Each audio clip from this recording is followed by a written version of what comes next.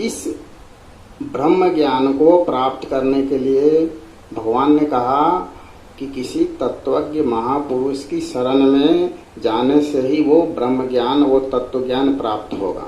कैसे होगा? तो भगवान ने कहा तत्विद्धि प्रणिपातेन परिप्रश्नेन सेवया उपदेशन्ति ते ज्ञानम ज्ञानिनः तत्वदर्शिनः। तो किसी तत्वदर्शी महापुरुष के शरणागत होने से, उनके दंडवत प्रणाम करने से, उनकी सेवा करने से वो ज्ञान प्राप्त होगा। और गुरु के बिना ज्ञान प्राप्त नहीं हो सकता। गुरु बिन भवनिधि तरई न कोई, जो बिरंची शंकर सम होई। भगवान शंकर और ब्रह्मा के समान भी अगर कोई हो जाए तो बिना गुरु के ज्ञान नहीं हो सकता। कैसे? आप देखते हैं कि हमारे सामान्य जीवन में भी एक ABCD सीखने के लिए, क ख ग घ सीखने के लिए किसी गुरु की आवश्यकता होती है। बिना गुरु के बताए हुए मनुष्य इस धरती पर एक ऐसा प्राणी है जिसे जब तक कोई चीज सिखाया नहीं जाए तब तक उसे अपने आप नहीं आ सकता। हमें यहाँ तक अगर मनुष्य को अगर चलना सिखाया नहीं जाए, बोलना नहीं सिखाया जाए तो चलना बोलना नहीं सीख सकता, वो चल नहीं सकता। तो हमारे जीवन में पग पग पर गुरु की आवश्यकता है। और खास तौर पर जो ब्रह्म ज्ञान है, ईश्वरीय ज्ञान है, तत्व ज्ञान है, उसके लिए तो गुरु की आवश्यकता अवश्यंभावी है, जरूरी है ही। और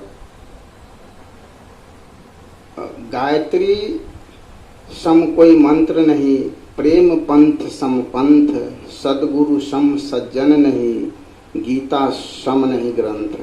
गुरु के समान हमारा कोई सज्जन, कोई हितैषी नहीं है, क्योंकि वो गुरु ही है जो हमें ईश्वर का बोध कराता है। वो गुरु ही है जो हमें इस 84 के आवागमन, इस जन्म मृत्यु के चक्र से बाहर निकालता है। जिसके जीवन में गुरु नहीं, उसका जीवन शुरू नहीं। तो इस गुरु पुण्यम पर हम सब व्रत लें कि हम सब किसी सदगुरु के, किसी ब्रह्मज्ञानी की श्रोत्रिय ब्रह्मनिष्ठ गुरु की शरणागत हों। और गुरु पूनम का अर्थ है अपनी बुद्धि को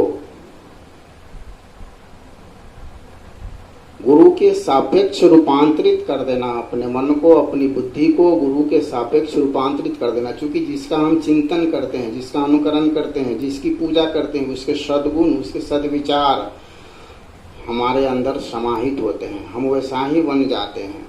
तो गुरु पूर्णिमा का अर्थ है कि गुरु का पूजन करना, स्वयं को गुरु के रूप में रूपांतरित करना, गुरु जैसा हो जाना, गुरु जैसा विचार, गुरु जैसा चरित्र, गुरु जैसा आचरण, गुरु जैसा कर्म, स्वयं को गुरु रूप में उनके प्रतिनिधि के रूप में अपने को तैयार करना।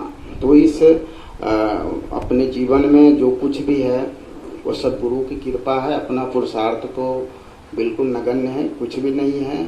तो हमारे जीवन में जो सद्गुरु हैं, जो योग गुरु हैं, जो बोधक गुरु हैं, जो भी हैं, उन सबको हृदय से कोटि कोटि नमन है, वंदन है।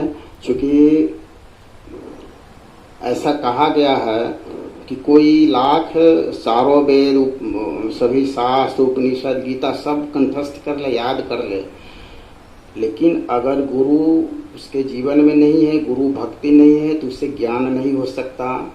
शब्द का ज्ञान हो सकता है, व्यवहारिक उस तत्व का बोध उसको नहीं हो सकता। और चाहे वो ब्रह्मा ही क्यों न हो, शंकर ही क्यों न हो, अगर गुरु से हीन है तो वो निंदनीय है। और चंडाल ही क्यों न हो, अगर भक्ति युक्त है, गुरु भक्ति से भरा हुआ है, तो वो वंदनीय है। तो आइए पुनः आप सबको बहुत बहुत धन्यवाद गुरु पूर्णिमा के शुभ अवसर पर। ओम।